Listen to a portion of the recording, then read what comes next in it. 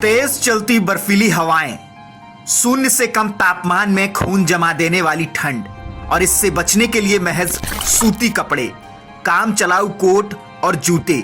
करीब 17,000 फीट की ऊंचाई का बर्फीला मैदान जिस पर लड़ने का कोई अनुभव नहीं। सामने से सेल्फ लोडिंग राइफल्स, असलहा बारूद से लैस होकर आती दुश्मन सेना की बड़ी टुकड़ी जिसके मुकाबले के लिए थी आउटडेटेड 303 बंदूकें और थोड़ा सा गोला बारूद। कमांडिंग ऑफिसर ने तुरंत कोई भी सैन्य मदद दे पाने से हाथ खड़े कर दिए।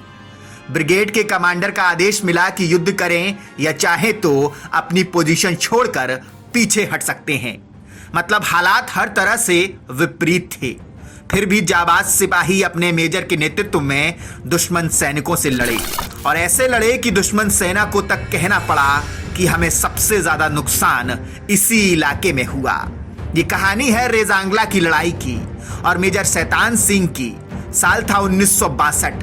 रेजांगला के चुसूल सेक्टर में कुमाऊं रेजिमेंट की 13वीं बटालियन के 120 अहिरवाल जवान तैनात थे। चार्ली कंपनी की कमान मेजर शैतान सिंह के हाथ में थी और सभी जवान 3 पलटन में अपनी अपनी पोजीशंस पर तैनात थे।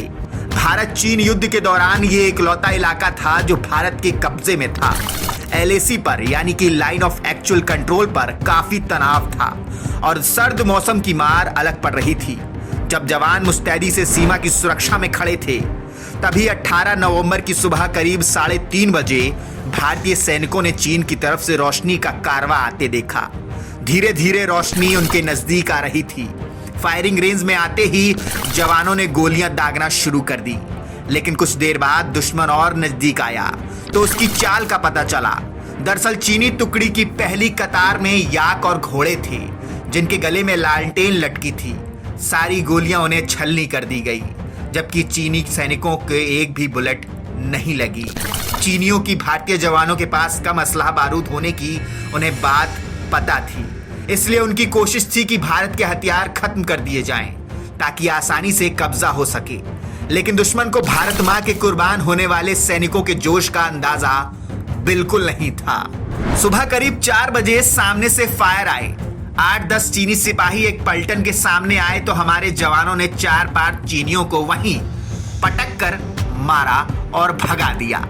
उधर 7 पलटन के एक जवान ने संदेश भेजा कि करीब 400 चीनी उनकी पोस्ट की तरफ आ रहे हैं।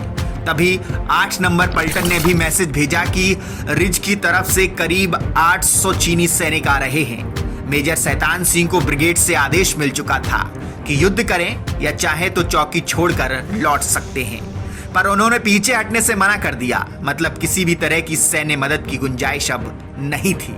इसके बाद मेजर ने अपने सैनिकों से कहा, अगर कोई वापस जाना चाहता है तो जा सकता है, पर सारे जवान अपने मेजर के साथ खड़े दिखाई दिए।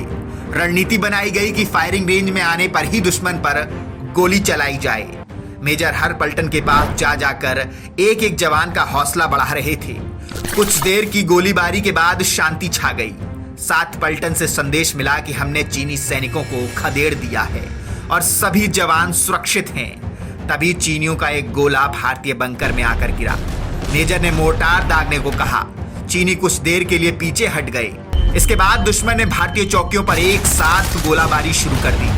हथियार धीरे धीरे और कम हो रहे थे तो मेजर ने जवानों से कहा कि एक फायर पर एक चीनी को मार गिराओ और उनकी बंदूक हथिया लो। हमारे जवान फिर से चीनियों पर भारी पड़ने लगे तो वो 2 गुनी ताकत के साथ अधिक संख्या में लौटे। जबरदस्त बम्बार्डिंग शुरू कर दी। इसमें भारत के तीनों पलटन के बंकर तबाह हो गए। जवानों के शव इधर उधर बिखर गए। घाटी में बिछी सफेद बर्फ पर इस वक्त सिर्फ खून के निशान दिखाई दे रहे थे। तभी सामने से चीनी सैनिकों की एक और टुकड़ी धावा बोलने के लिए आ रही थी। बड़ी तादाद में आए चीनियों ने भारतीय लड़ाकों को एक एक कर निशाना बनाना शुरू कर दिया।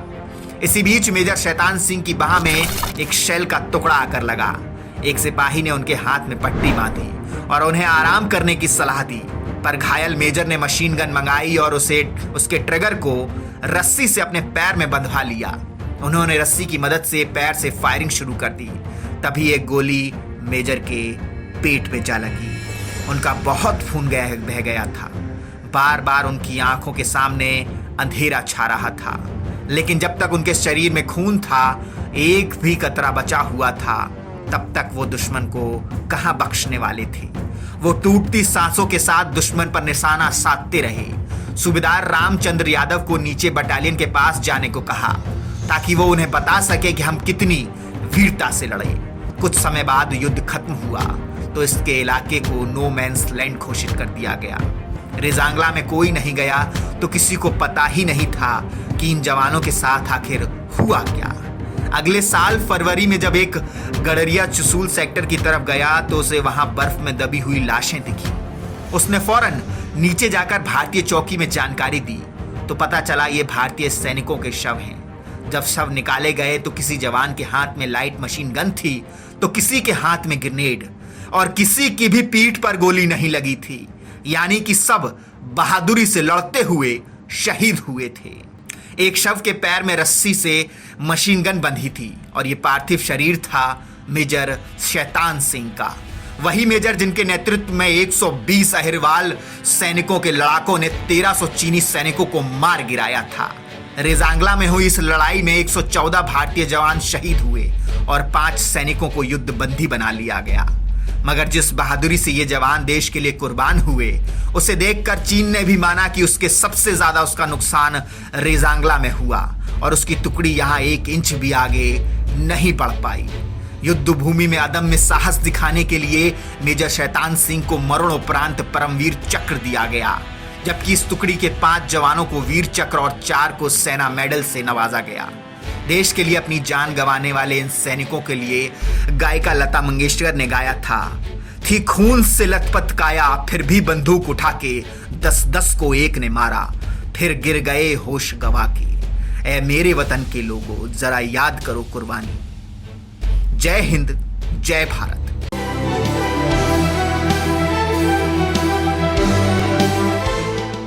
अगर आप ये वीडियो YouTube पर देख रहे हैं तो हमारे चैनल को सब्सक्राइब कर बेल आइकन दबाना ना भूलें। अगर आप हमारी वीडियो को Facebook पर देख रहे हैं तो हमारे पेज को फॉलो और लाइक करना ना भूलें।